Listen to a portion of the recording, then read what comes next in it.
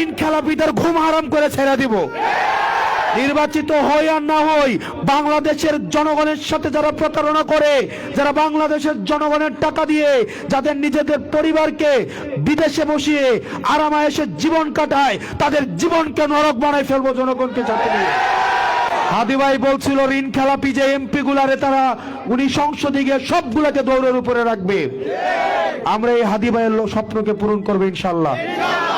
আমাদের কাছ থেকে শুধু দেবিদ্দার না, সারা বাংলাদেশের কেউ বলতে পারবেন 100 টাকা পায়। আমরা ঋণ খেলাপি করে আমরা ব্যাংকের টাকা মেরা দিয়ে জনগণের সেবা করতে আসি নাই। যদি ব্যাংকের টাকা মারতাম, আগে ব্যাংকের টাকা পরিশোধ করতাম। নিজেরই টাকা দেওয়ার মুরুদ নাই ব্যাংকের, আবার আসছে আমরা জনসেবা করব। এরকম 1700 কোটি টাকা মাইরা দেওয়া এমপি ক্যান্ডিডেট আছে, 500 কোটি টাকা মাইরা দেওয়া আছে, 400 কোটি টাকা মাইরা দেওয়া ক্যান্ডিডেট আছে না? এই ঋণ খেলাপিদের ঘুম হারাম করে ছেড়ে দিব।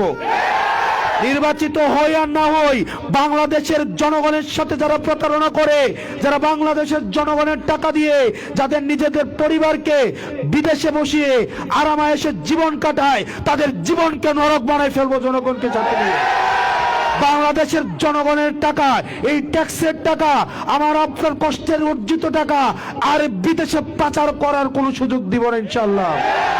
এই ঋণ খেলাপিদের সংসদে যাওয়ার রাস্তা বন্ধ করতে হবে, চাঁদাবাজদের সংসদে যাওয়ার রাস্তা বন্ধ করতে হবে।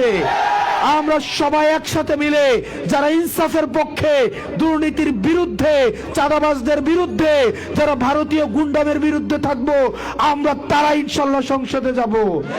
ওই ক্ষমতা না জনতা,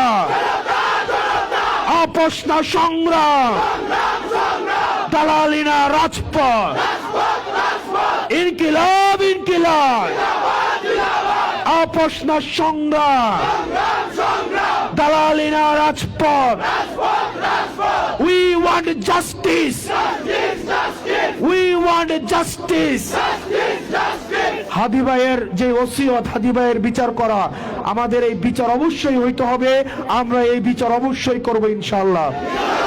যেই বিদেশি শক্তি, যেই দেশের অভ্যন্তরীণ শক্তি মিলে আমাদের এই ভারতের গুন্ডামির বিরুদ্ধে আমাদের আপোষহীন কণ্ঠ, হাদি ভাইয়ের কণ্ঠকে যারা থামিয়ে দিয়েছে, তাদের বিচার অবশ্যই করবে ইনশাআল্লাহ।